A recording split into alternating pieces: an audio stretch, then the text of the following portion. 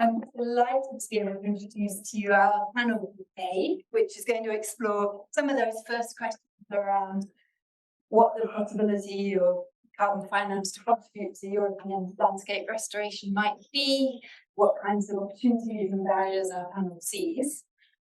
But first of all, just to remind everyone that as well as those of us in the room, there are some people who've tuned in via Zoom. And if you're listening to this session online, then we'd love to have your contribution as well. If you've got a question for the panel, please just type it into the Q&A on the Zoom, and Megan will stick her hand up to ask the question, or perhaps a summary of several questions if there's lots coming in through Zoom, in just the same way as anybody in the room. Stick their hand up to ask the question.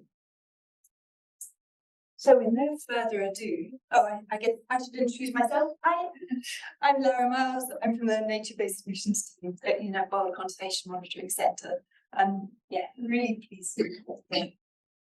What we're going to do to start with is each person is going to give a quick intro, first to themselves, and then to answer that initial question.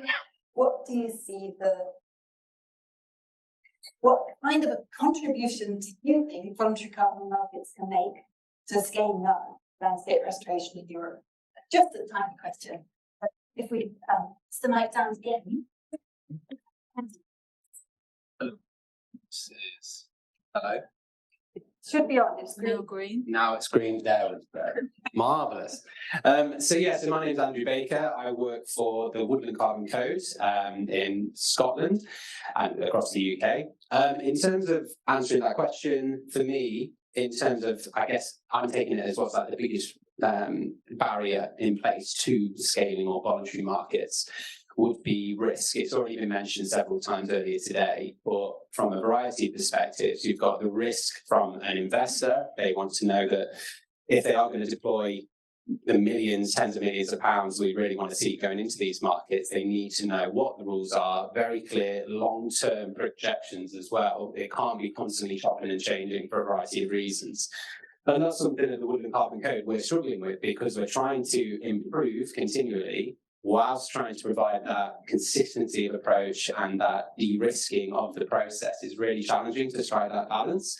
And so that's something difficult for us. But then you've also got the reputational risk side of it from a buyer's perspective. They want to know, with these Guardian articles coming out and the different sort of bad press around carbon offsetting, for a variety of reasons, they don't want to be caught out by that. They don't want to be seen as a company greenwashing, even though they had the best of intentions when they were buying these credits in the first place.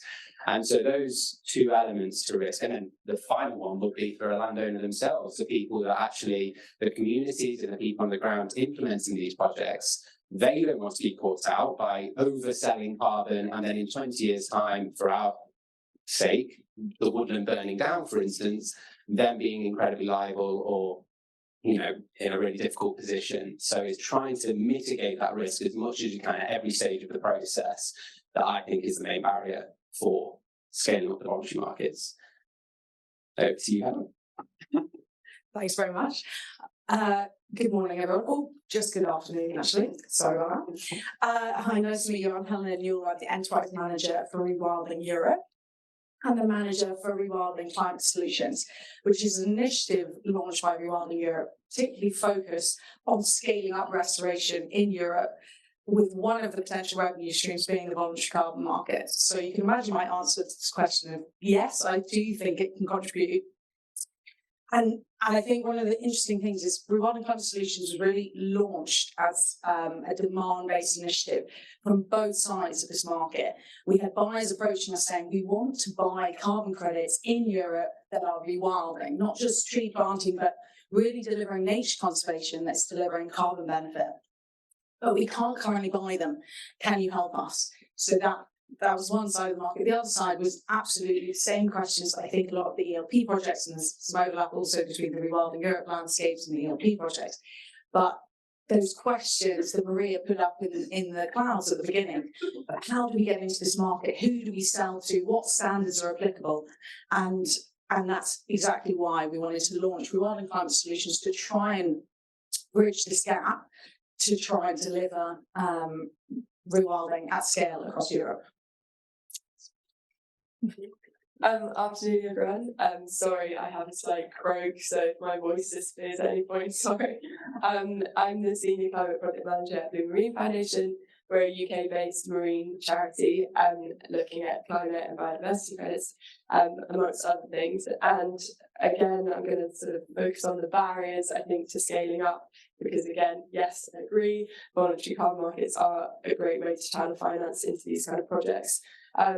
So from a marine perspective, we're slightly further behind in terms of data, and scale is also an issue. A lot of our marine environment ecosystems are degraded, and so they're a lot smaller scale than some of the larger terrestrial-based projects that we're seeing. And so the finance that's needed doesn't necessarily match with the scale, and so that can often be off-putting, but also it's a lot more expensive for these smaller projects to sort of generate the credits that are needed. And so that, coupled with the cost of needing to have a sort of part at the start that's focused on data and collecting data and helping support the development of these methodologies, means that the price versus scale is what we're seeing as the main barrier for sort of blue carbon projects compared to their terrestrial partners. Hi everybody, my name's Will Close-Brooks. I'm Director of Business Development for Respira. We're a carbon finance business started in 2019. Fundamentally, our mission is to move more private institutional capital into predominantly nature-based projects through the voluntary carbon market. So it's central to our business. We have fundamentally two models. We are a buyer of carbon credits, investing directly into projects through feasibility, providing capital for OPEX, CAPEX to get them through certification, as well as offtake finance. So the model to date has been principally the latter. We've worked with RSPB and Alex, who's in the room, taking a model that we saw in renewable energy markets to make projects bankable. So giving something similar to a power purchase agreement, a long-term offtake that gives that price certainty, and then marrying that with a profit share and transparency around who we sell carbon onto. So at the beginning, I classified myself as an intermediary because we're not an end user of carbon, but we're on risk and holding carbon credits on our balance sheet. The biggest barrier to me is delivering on our mission. Spent a lot of time in the last 2 to 3 years out talking to institutional investors. That's where the capital sits, a lot of it in London, insurance funds, pension, money, and that's all sitting on the sides. A lot of talk around wanting to allocate to climate, nature. They certainly get where we need to be by 2030. But then the reality of the market at the moment is it's hamstrung, and there's a very circular conversation. And we need that demand to come through clearly. An investor wants a return on its capital. And if we don't have clarity around a consistent demand signal, we're not going to be able to access that. And that's really what is needed to move the dial. Thank you, everybody. Although I'm sure there are about 1 million questions in the room, I do have one of my own first. We talked such a lot about carbon all morning, but of course the primary aim of the Endangered Landscapes Programme project is around nature restoration, biodiversity restoration. Do you see that there are added benefits compared to other carbon projects for these kinds of nature restoration projects? Does that mean, is there really a biodiversity premium? I guess that's a question for Will. And does that access to market seem easier as a result? Well, I think undoubtedly over the last year, there's been more attention around biodiversity. First we had COP15, and that was followed, this last week by the formal launch of TNFP. So the attention around natural capital, and particularly from a biodiversity perspective, is definitely gone up. I would say that also has a different lens, or a slightly different lens at the moment to climate. Climate a lot is around risk, measuring emissions, thinking about impact in terms of impairment of a higher cost of carbon on businesses. So reporting on the TCFD, my sense at the moment is under TNFD or biodiversity frameworks is more of a positive. How can you be nature positive in your supply chain or in how you choose to compensate for emissions beyond your value chain?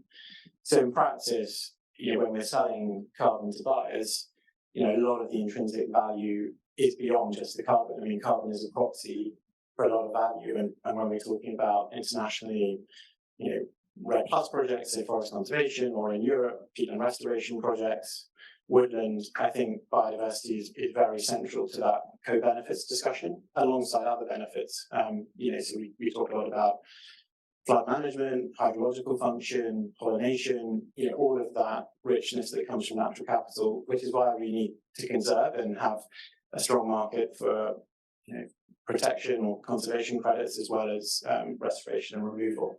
So I would say, yes, there is a premium. I would say that premium is pretty small because most buyers are still buying for the carbon. One way to increase the premium is to get more granular. So there's a lot of good work happening at the moment around biodiversity standards.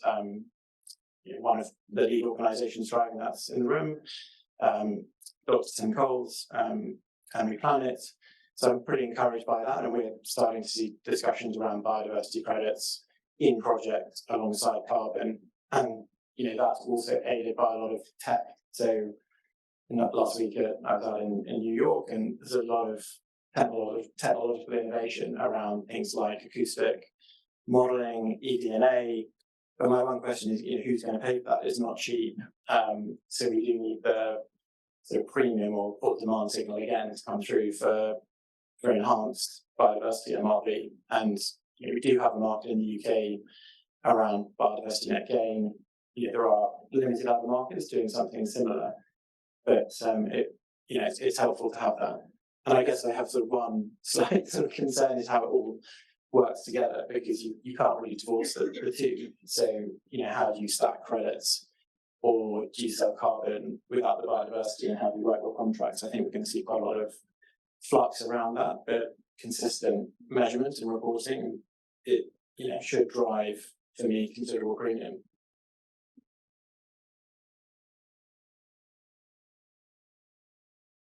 Yeah. Well, I think for us it's interesting because for us rewilding is the driving force. So we don't see that decoupling. We don't have any specific carbon projects, so I can't comment specifically on the premium. But the discussion that we're having with buyers is that they are becoming much more focused on how this credit's being delivered, and actually wanting to understand the transparency of those ecosystem functions. So I think there's a lot of kind of biodiversity literacy improving, and over the last few years we've kind of seen that really grow. For us, and you are starting to see a lot more interest in European close connection to their supply chains, for example, for corporates. And so there's other elements that are driving that premium beyond just whether it's biodiversity or carbon or both. And so I think it's going to be interesting to see how things progress in the coming years. But I remain positive that there is that premium. Questions? Yeah, do I have time? Can I add? I was going to say, from a blue carbon perspective, again, going back to scale and thinking about the carbon element within these kind of fragmented landscapes, we know that blue carbon ecosystems carry a lot of co-benefits, so storm surge protection, water quality, nutrient cycling, and so I think we will see carbon projects have a bit more of a price premium when considering those co-benefits. But then there's also the potential for biodiversity credits. I think in the marine space, Blue is part of the ELP programme with our Solent Seascape project, and we are piloting the Plan Vivo biodiversity standard as part of that project, which is very exciting. And so that is sort of developing now with the biodiversity monitoring programme over the next 5 years. My colleague in the room is the coordinator on that project, if you'd like to learn more. And yeah, so I think we will see, as the UK is developing its domestic carbon codes for blue carbon ecosystems for seagrass and salt marsh, biodiversity projects developing simultaneously. And so there's sort of this potential for blue carbon to grow at the same time as the biodiversity market, because we are that bit behind terrestrially in terms of carbon projects. So I think that could be a really exciting opportunity and will definitely, I think, carry a premium in terms of price. Would Maddie's colleague in the room like to give us a wave? So you're keen to find out what's happening in the Solent with Plan Vivo? That's where to look. I think it's time to invite some questions for the panel. It's Jeremy.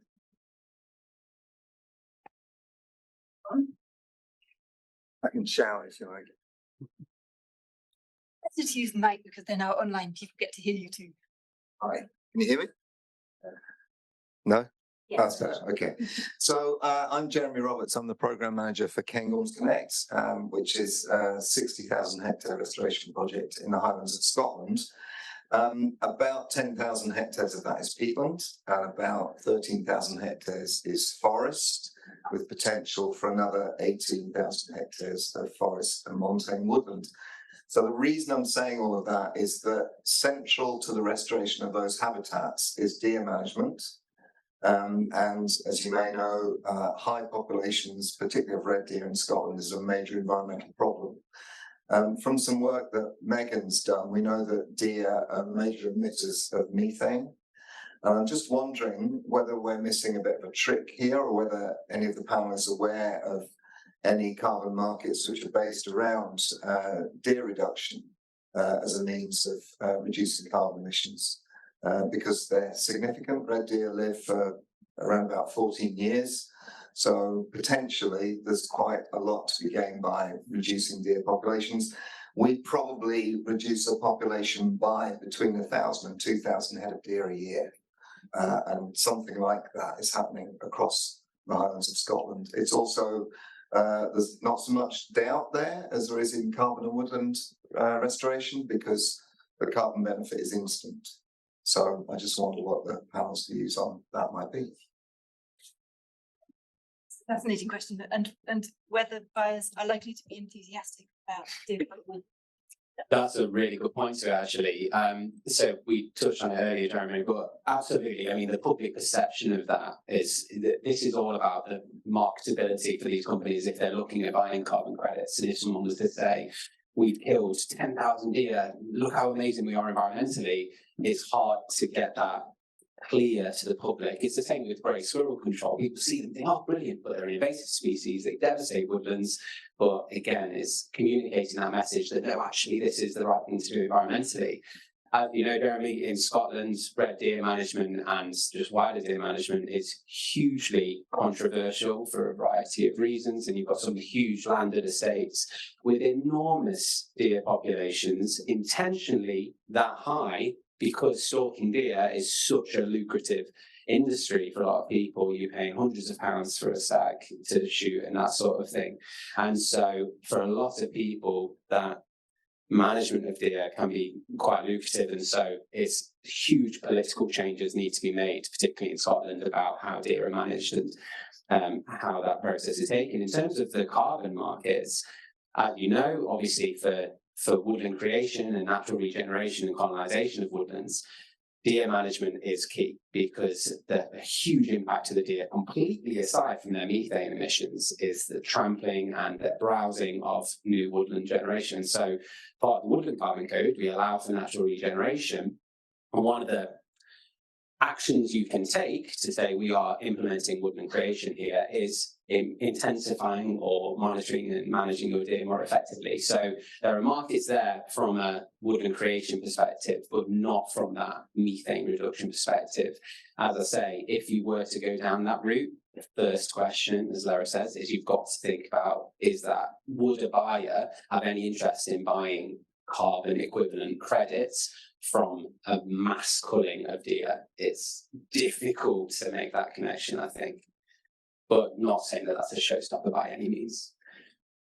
I mean, Will, you might have an idea from an international market perspective or from that side of things. I mean, I think that's right. The optics don't look good, but those buyers who are willing to kind of understand more the context and the ecosystem, I think the market has a tendency to have these sort of binary positions, but you need to look at integrated management. So, for instance, we've worked with a farm in Leicestershire that has actively introduced livestock into the rotation for, weed controls and benefits. Hannes was talking about in terms of, hoofing and fertilization. Whereas a lot of people are just saying, introducing cow, and obviously the carbon calculations factor it in. I think also with the deer management, the peatland projects we've looked at, the economics are so challenging if you add in, the high costs of fencing and management. But I do think it's an inevitable part of it. So if you can have kind of almost like herd management, I don't know if sort of rotational grazing is a sort of, enhancing for soil, carbon and grass management, but that is part of the project. It's not a kind of absolute position to have no deer, but it's about an honest conversation, which I think some buyers are up for, but a mass kind of colour approach would be really hard. You dear. Yes.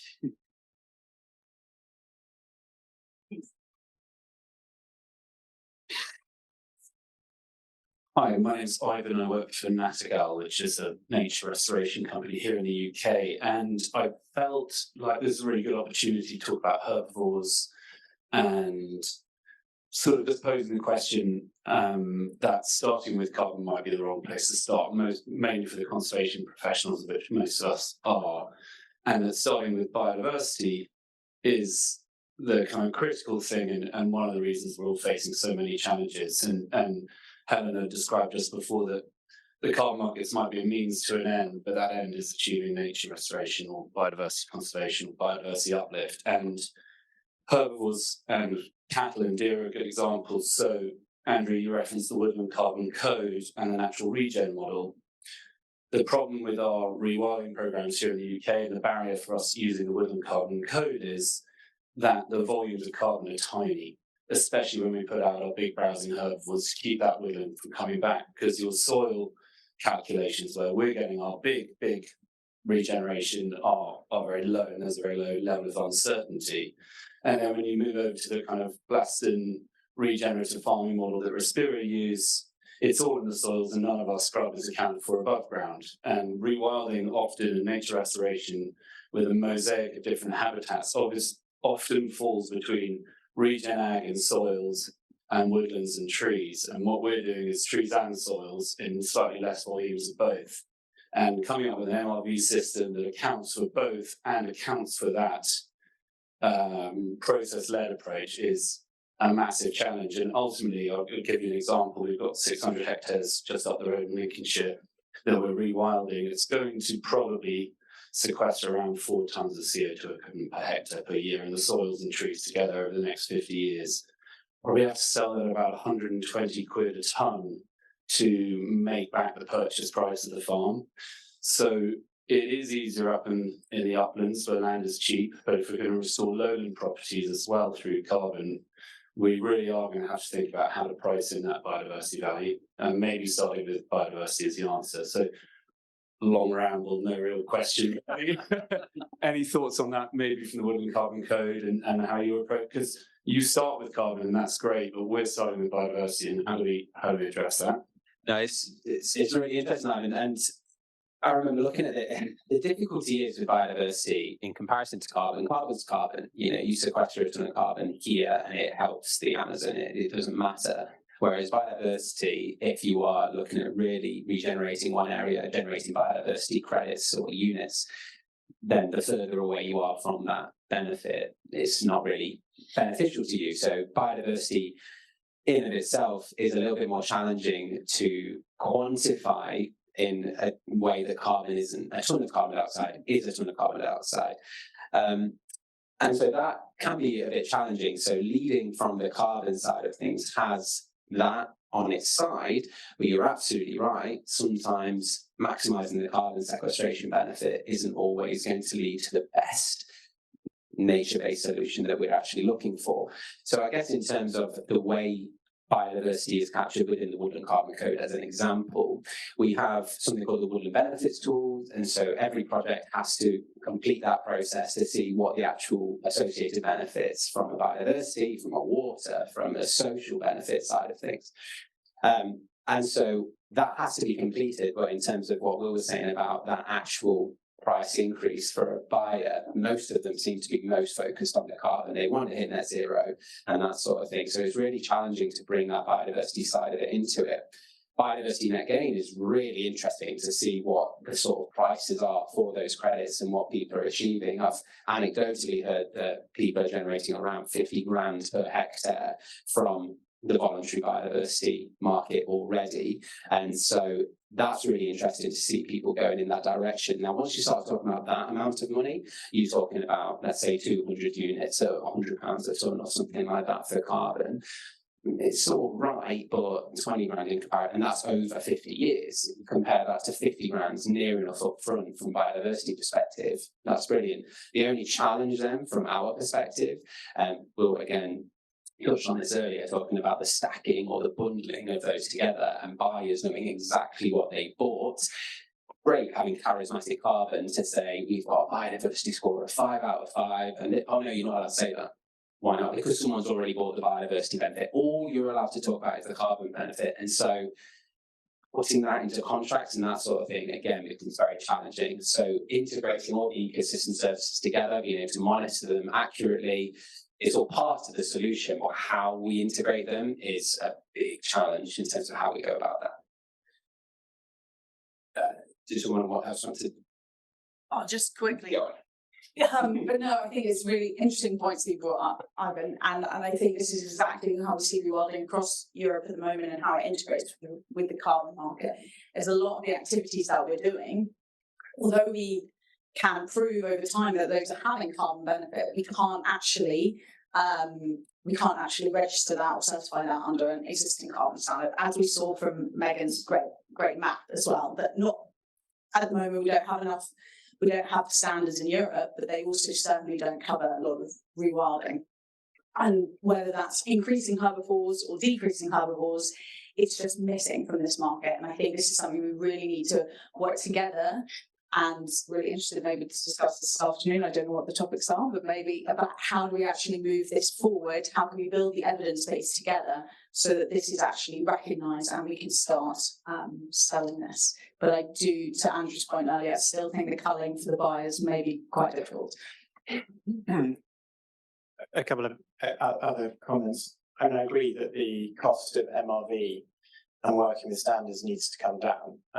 When we look at woodland projects in Europe or regenerative farming projects, I mean, you're not going to do it under one of the global standards like Vera and produce a 80-page PDD, and it's going to cost you $100,000 to $200,000. And so, how can you aggregate and scale at the same time as respecting the fact that buyers want this assurance and integrity, which probably means physical sampling, and one hopes that that comes down over time as we have say soils a stronger set of data, historical data, and we can have more modelling combined with ground truthing. It's emerging science, but I think that digital MRV, particularly on things like peatland, that needs to come down, and we need to have aggregated scale projects. On a price side, I also think we have to respect the fact that buyers have a lot of choices. All else being equal, I think European buyers want European projects. They like the sort of tangible aspect. They can go and see it. There are higher assurances that come with that, lower political risk, Article 6 risk, things like that. But at the end of the day, nature-based assets, for all the huge positives we all recognise, they do suffer from durability. And if there are if there are other credits available at $100 a tonne that are more permanent, I think buyers facing a kind of net zero reputational reporting outlook will prefer those. And we talk also a lot about can these credits go into compliance markets? And if we're talking to landowners in Europe, they'll say, well, I look over and see the EU ETS price for carbon allowances is €100. I think it's a bit below that now. But in the UK, the price is now down to kind of £40. So if you're kind of needing a price in triple digits, you just got to bear that in mind against what the other options for buyers are and where compliance carbon is.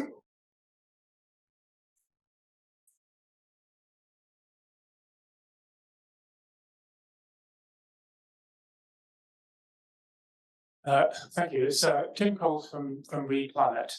I just want to ask a question about stacking, because so much of the income for ecosystem restoration relies on multiple income streams. They might be government grants, they might be carbon credits, they might be biodiversity credits, they might be low nutrient. Now, in the projects that we're running around the world, what we're using is the principle of financial viability. So if a project can run only on carbon, then run it on carbon. You don't need anything else. But if it won't run, and it needs income from other sources like biodiversity credits or low nutrient credits or whatever, then, and the project then runs, then surely that's the additionality that you need in order to make the case that you can stack those together. And the reason I think this is important is because if you only use carbon, it's fighting with one hand behind your back, because there's so many ecosystems you can't restore just on carbon, otherwise the prices are just way too high. And so it's a question for the panel about how they view stacking and whether they see financial reasons as the prime motivator for stacking.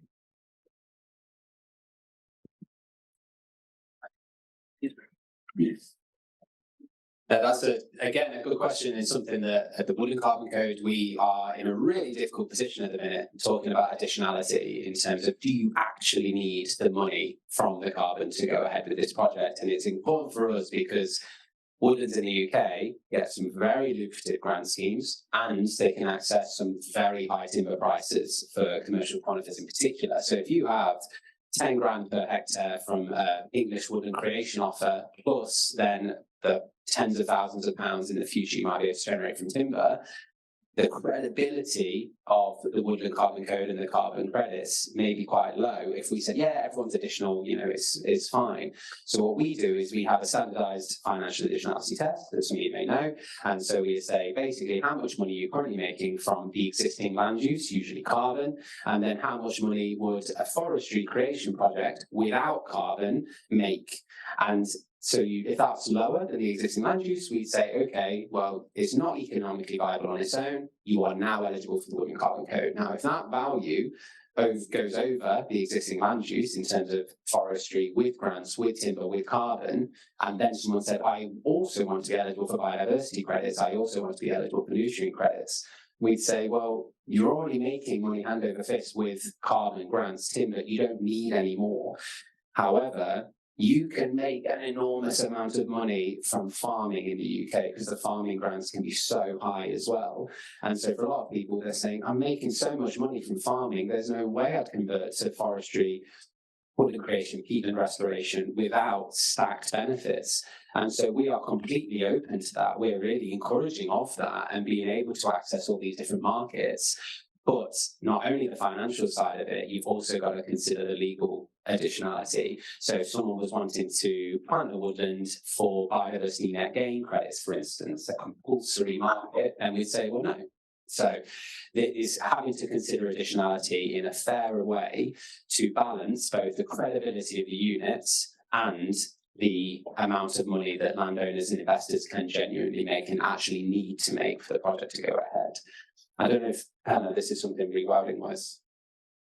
Yeah, no, absolutely. This does come up a lot, and I think it's really interesting what Andrew said. If you look at the financial viability, absolutely, there's always the opportunity cost of doing restoration. How can we compete with existing offers that? And certainly across Europe, you see a lot of farmers, it's a high barrier to entry because they are already making quite a lot from the existing land use. But then you also come from the other side of, if we're doing rewilding, which is what one set of activities, but it's delivering multiple benefits, how can we disaggregate that into the specific biodiversity, carbon, water, etc.? And then from a buyer's perspective, a lot of them want to be both claiming the credits, but also the recognition for the work they're carrying out. And if we're selling one corporate a carbon benefit from peatland restoration and another a water benefit, and they're both recognizing, look, we're restoring this landscape, how do we justify that from a moral perspective as well as a reputational perspective. So I think we haven't necessarily resolved it yet. From our perspective at the moment, we're looking at a bundled credit, trying to generate that premium that we talked about at the beginning with those benefits. But I think this will iterate in the future, and also from a legal and contractual perspective, how do we deal with the debundling or stacking? But yeah, so that doesn't necessarily answer your question, but more things to consider later in the day. I think it's a logical framework to close the financing gap, and if you can prove dual additionality, I can see that would have resonance and rationale to then take to investors, buyers. We are starting to see buyers being much more knowledgeable around things like species mix, and there are projects in the market which are managed timberland assets where they are not prepared, or to get the funding, they don't want to put all their chips on carbon, and that does have benefits around diversity of income and durability, but then it doesn't have the biodiversity enhancement that doing native species restoration. The price, the economics, because in these restoration projects you're not getting typically income until you have biomass growth, so income is deferred. Let's say earliest year 8, you're going to get meaningful credit income, and potentially biodiversity credits, you might get the uplift quicker, I don't know, and so it smooths out the revenue profile. I think it's just early for the stack credit, but we're certainly up for trying to create that market interest and see how it exists. I do think the natural starting point would be to sell biodiversity credit with the carbon credit and just use that to really drive home the ecosystem value and services within that asset, as opposed to splitting them off and trying to find different buyers for each as a wrap product. I feel it could be quite attractive. Is that a question for Maddie and for Helena, whether that kind of potential biodiversity income is a way of getting through the valley of death that we saw in earlier? Is that reflected in your reality? I think so. I think, like I said earlier, the potential for biodiversity and carbon to develop slightly more simultaneously for blue carbon is definitely there, because there are no blue carbon projects in Europe, for example, at the moment, because we don't have many mangroves here, and they are sort of, they're much further developed in terms of projects, but also scale. There's so various projects in the Southern Hemisphere are developing and credits are being sold, but here there's definitely an opportunity to see that carbon and biodiversity piece develop together, and then hopefully, as you say, use that as a way to kind of come out of the valley of death maybe quicker, and also potentially attractive to buyers because of that co-benefit piece around storm surge protection or flood prevention. But again, it's the sort of decoupling of, if a buyer wants to have just the carbon or just the biodiversity, or is there a way to kind of market them together, so as to avoid that difficulty in terms of contracts. In terms of another piece around the marine sector, for leakage and sort of permanence, we know that marine protection has enormous benefits, almost, very quickly, the huge rebound effect, and so biodiversity goes up a lot, but there's obviously an enormous amount of leakage, and so how do you factor that when you're thinking about biodiversity? And again, for things like water quality and other factors like that in terms of oysters, how do we consider all of those things, and how do we keep them within a project, or how does a project claim ownership of those maybe moving assets? So again, it's that complexity, I think, is yet to be worked through, but I definitely think it could be coupled to come out of the valley of death, hopefully. Yeah, I think I don't have a huge amount to add to Maddie's answer, but it's very comprehensive. But I think I think for us, yeah, at the moment, that is the way we see it. It's coupling the benefits. It simplifies a very complicated market already. With the contractual side is already incredibly complicated. For us, that is one thing we can do to limit that complexity, and it can help you come out of the valley of death quicker. But I think it's also, we need to look at the project financing and how the money flows into the projects and how we can de-risk them, as discussed earlier, because I think it's incredibly important that the liability doesn't sit with the projects, and that if something happens in the future, that they aren't negatively affected. So this is something that Rewilding Finance Solutions, we are looking into, of how can we try and change that curve, and so that the projects can start delivering benefits. And that is also working with buyers, looking at whether offtake contracts or other types of agreements can mean that the flow of finance encourages scaling up quicker.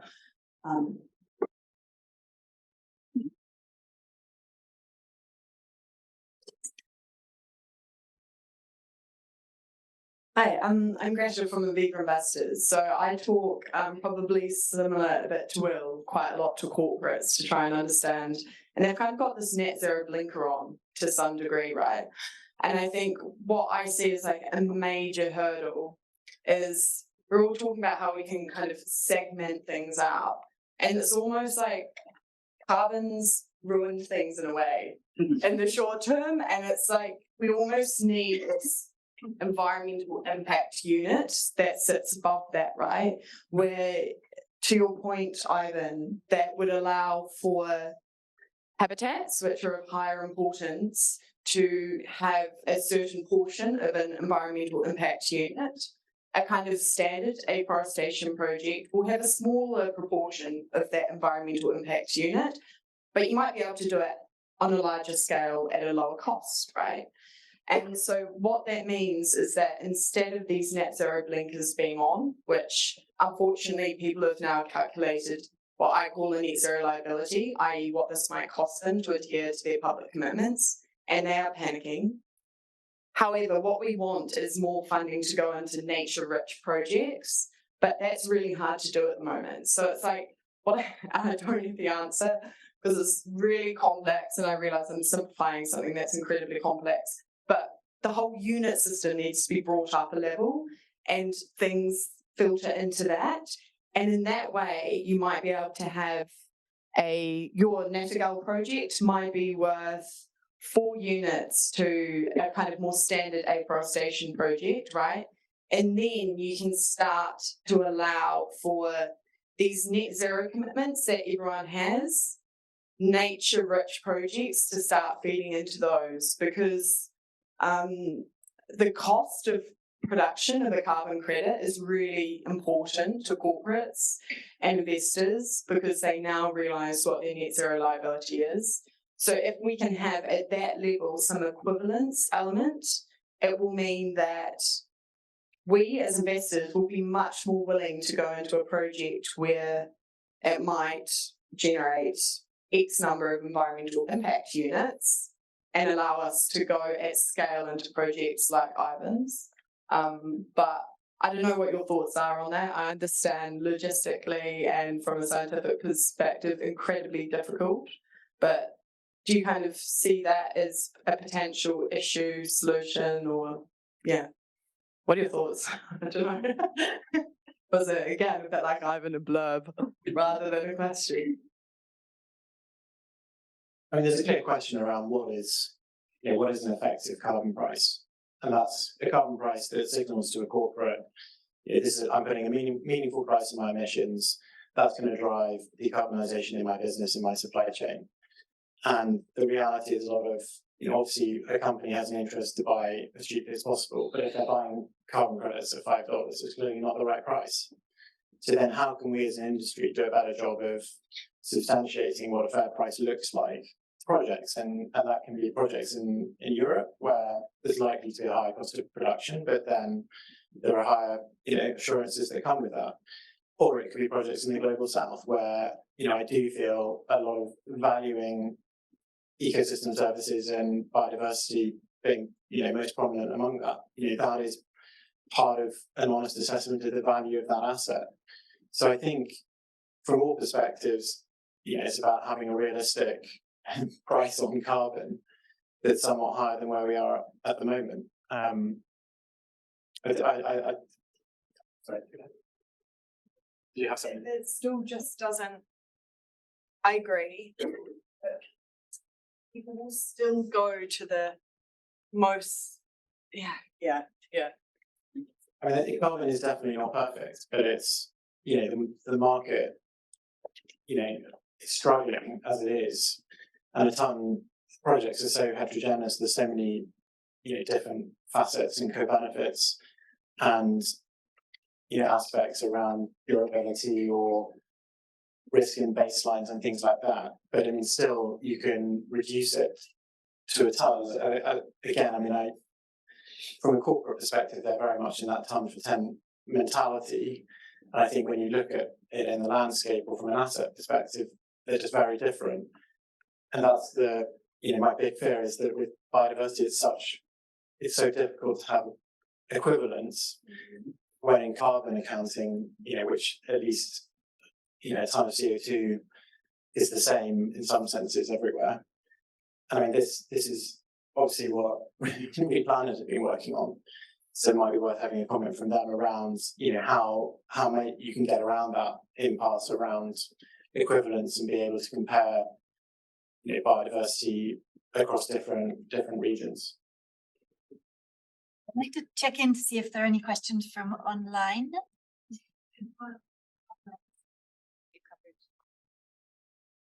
Confession mode. Would Replanet like to comment? Or shall I?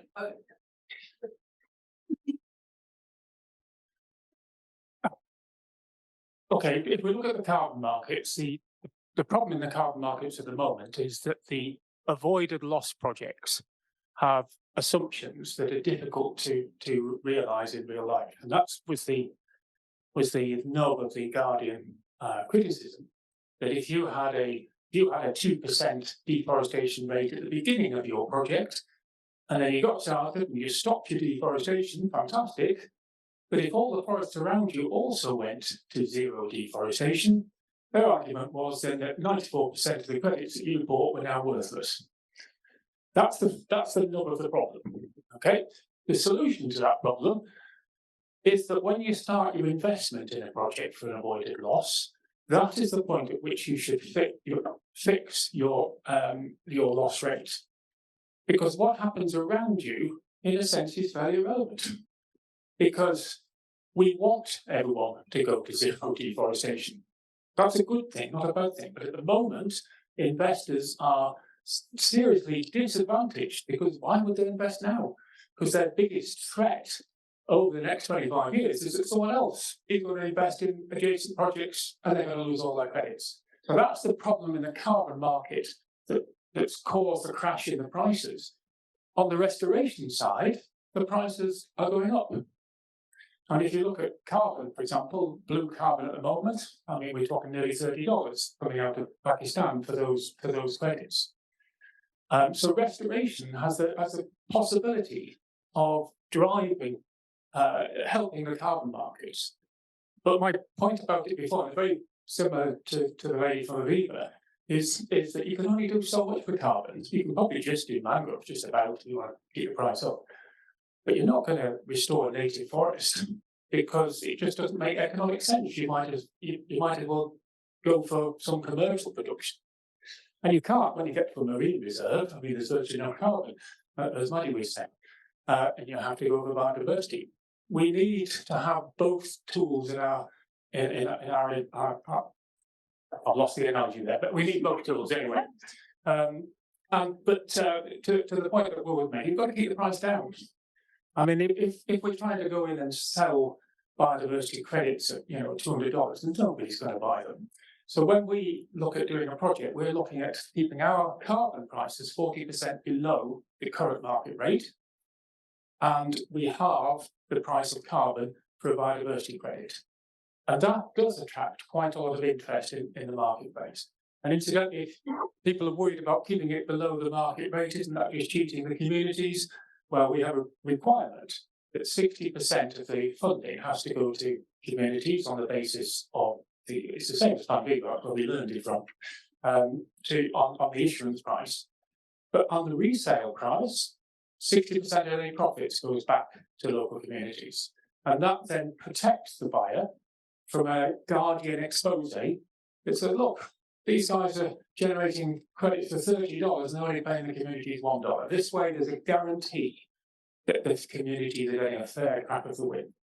And so it's that mix, in my view, of using both weapons there, both carbon and biodiversity, keeping the prices down so that it attracts buyers. I think in there is a solution for ecosystem restoration on a reasonably large scale.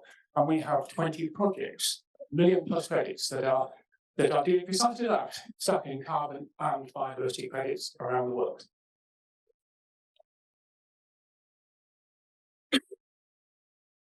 I think something for the panel from that might be reflecting on this negative publicity that we've been seeing in the press around nature-based solutions projects, how that is impacting the appetite to buy restoration credits in Europe. So very different kinds of NBS projects, forest carbon credits that the negative PR has generally been about.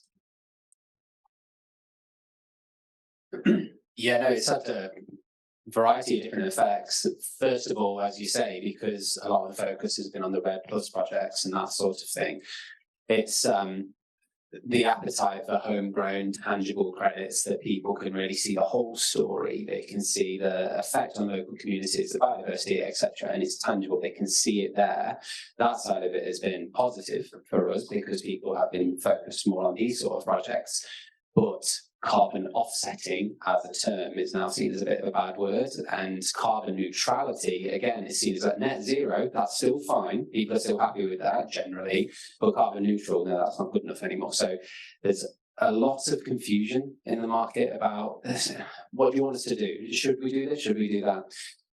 In a way, looking at the price of carbon as well, I don't actually mind. I've spoken to a lot of sustainability consultants that are talking about helping their organisation reach net zero. And a high carbon price, in a way, actually kind of helps them because then they can say, look, if you really want to become carbon neutral or reach net zero, you're going to have to spend £1 million every year to offset those residual emissions. Instead of doing that, let's look at insulation, let's look at solar panels, let's do everything we can to bring our carbon emissions down as much as we can, and then only use carbon offsetting as an absolute last resort. So I think that message is quite a good thing to a lot of corporates. And so in terms of the effect of the Guardian articles and stuff, I think it's multifaceted. There have been some benefits, but some negative effects on it as well. Yeah, no, I completely agree. I think there's definitely been some positive. Like we've had people come to us saying, how do we make sure we don't end up in the next iteration of that article? Saying, how can we contribute to restoration? I think there has been some move saying, actually, we don't need certified credits. We want to engage with institutions that we trust, and that what we want to see is monitored carbon biodiversity and social benefits in places that we can come and visit, and we don't necessarily need that potentially they still want third-party auditing, but they don't necessarily need that international standard, because again they think that potentially increases the risk of ending up on in these articles.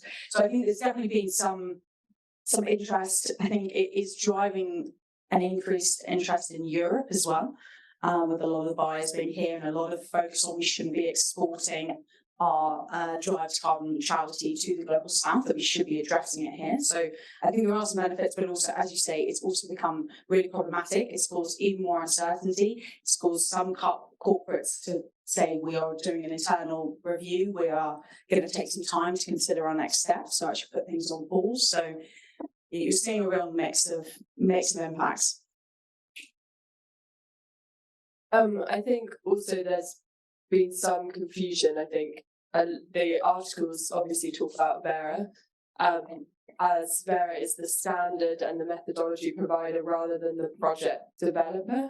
I think there has been some confusion around that, thinking that Vera is creating the projects or selling the credits themselves, and so sort of wanting to move away from them, but also potentially not enough scrutiny around the projects themselves and which projects are fitting into that Guardian article and which ones it applies to. And so I think there's that whole piece in terms of making sure that terminology is clear when people are discussing the issues within the market.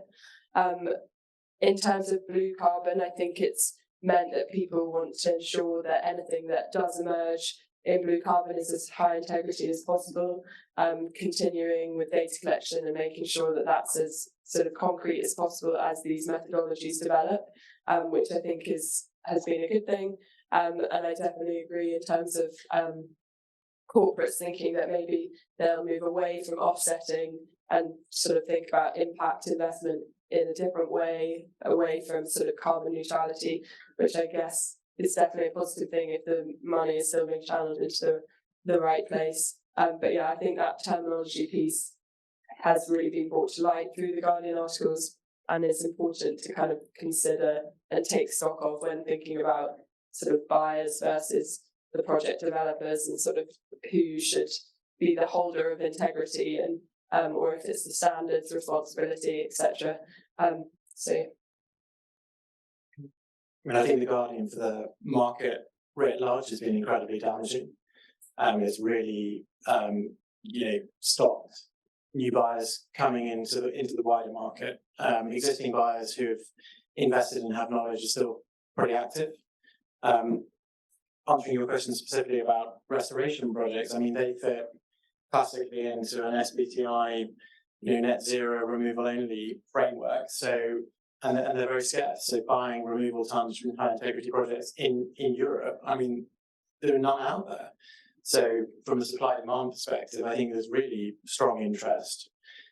The other thing which we haven't mentioned today is the ratings companies which are coming to the market. They're evolving, they're not perfect, but they're definitely giving guidance to would-be buyers, and that tends to be focused around carbon quantification. So, are the numbers accurate? If you're buying a carbon credit, does it really equate to a ton? And there it's around things we've touched on, like additionality and permanence, and I think there's a lower risk in Europe. They're not absent. And other pieces around kind of sovereign risk, and clearly, if you're a buyer in Europe and you're buying a ton from a project in Europe, that doesn't exist. And then the last piece is really around transparency, governance, integrity, inclusion. And I think it's very easy to see that in a kind of developing country context where you're working on large scale landscape projects like, the Gola Rainforest National Park in Sierra Leone, hundreds of thousands of hectares. But again, it's not absent in the European context. So, we see projects criticised for sort of an ownership model, or doing something where livelihoods are excluded, or there's a loss of income from sport or farming. So you've got to design these projects in an inclusive way. And I think if you can sort of meet the ratings companies haven't really looked at European projects because they're very small, but I think they will be scrutinised more and more. But ultimately, from a pricing perspective, pretty confident that we'd be marketing them at the sort of top of the range, and we're selling carbon credits anywhere between kind of $8 a ton up to mid-30s, and the ones at the top end are the mangrove projects or European projects, so woodland or soils. Thank you. I can see there are more questions, but I can also see that it is 1 minute to 1, and we're supposed to be wrapping up the panel. I'm really sorry, Tom. I'm sorry, everybody. I think we should be coming towards a close. And I mean, that's symptomatic. There are as many questions as more questions than there are answers here. We've touched on such a lot of topics around that intersection between carbon and biodiversity markets and the uniqueness, in fact, of Europe, which, surprisingly is behind the curve compared to other regions in terms of actually having projects that are bringing credits to market. There's so much more to talk about. But we have a chance to do so this afternoon, because we're going to have some breakouts, some of which are around, there's one on MRV, there's one on integrity, there's one on finance, and I think after lunch we'll hear a little bit more about how that's going to work. But for now, can I just say thank you ever so much to all of you for sharing all of your expertise and wisdom